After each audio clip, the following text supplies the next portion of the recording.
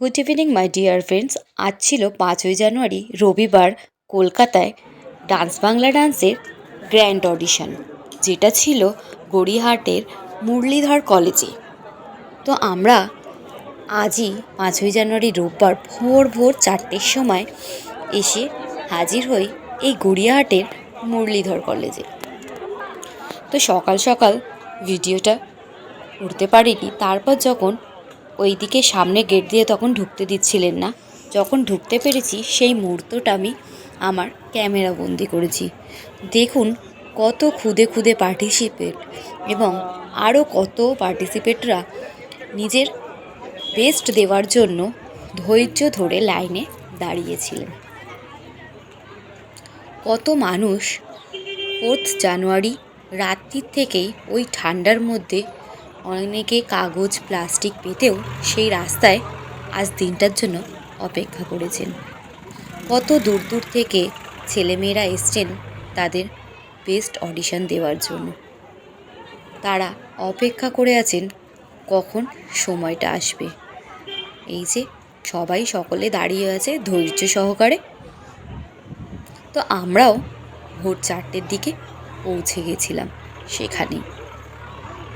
আমার মেয়ে অপেক্ষা করছিল আর ফোন থেকে নিজের ডান্সের প্র্যাকটিসটাও করে ফেলছিল সঙ্গে সঙ্গে। তো দেখুন সকলেই দাঁড়িয়ে আছেন, কখন কার সময় আসবে সেই অপেক্ষাই করছেন। ধীরে ধীরে আমরা এগিয়ে যেতে লাগলাম লাইন ধরে। যখন সেই সময়টা আসছে কিছু কিছু করে সকলকে ভেতরের প্রবেশ করতে দিচ্ছে। ফাইনালি আমরাও ধীরে ধীরে এগিয়ে যেতে লাগলাম। দেখুন কত মানুষ, কত পার্টিসিপেটরা বসে বসে নিজেদের মেকআপ করছেন, যে তারা যদি ভেতরে গিয়ে সময় না পায় তারা বাইরেই সেরে ফেলছে। কিন্তু আমাদের ওখানকার যারা যিনি ছিলেন তারা বলেছেন ভেতরে গিয়ে আপনারা সময় পাবেন, কিন্তু যতটা পারা যায় নিজের বাইরে থেকে করে নিয়ে যাওয়াটাই ভালো, তাহলে যতটা তাড়াতাড়ি হওয়া সম্ভব। কারণ প্রচুর মানুষ, প্রচুর খুদেরা দাঁড়িয়ে আছে কষ্ট করে। যতটা সম্ভব খুব তাড়াতাড়ি রেডি হয়ে থাকলেই জিনিসটা হয়ে যাবে। তো আমরা বাইরে থেকেই সকলকে রেডি করে নিয়েছিলাম।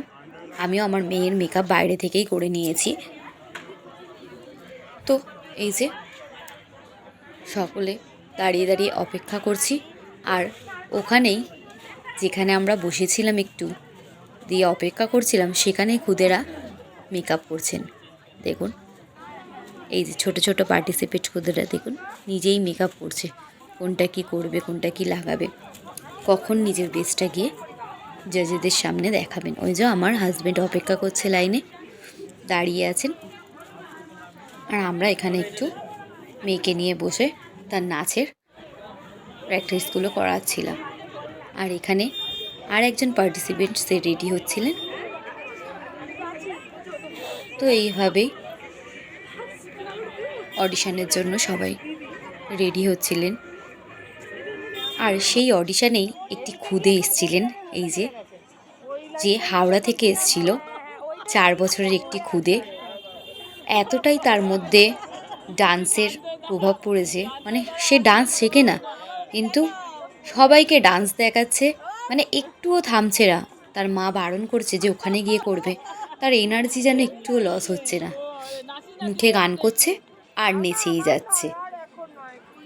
আর আমার মেয়ে এই যে দাঁড়িয়ে দাঁড়িয়ে তার সাথে সঙ্গ দিচ্ছে। তো ফাইনালি আমার মেয়ের অডিশন দেওয়া শেষ হলো এবং সার্টিফিকেট নিয়ে বেরিয়ে এলো। তো আজকের দিনটা এইভাবেই গেল। থ্যাংক ইউ বন্ধুরা।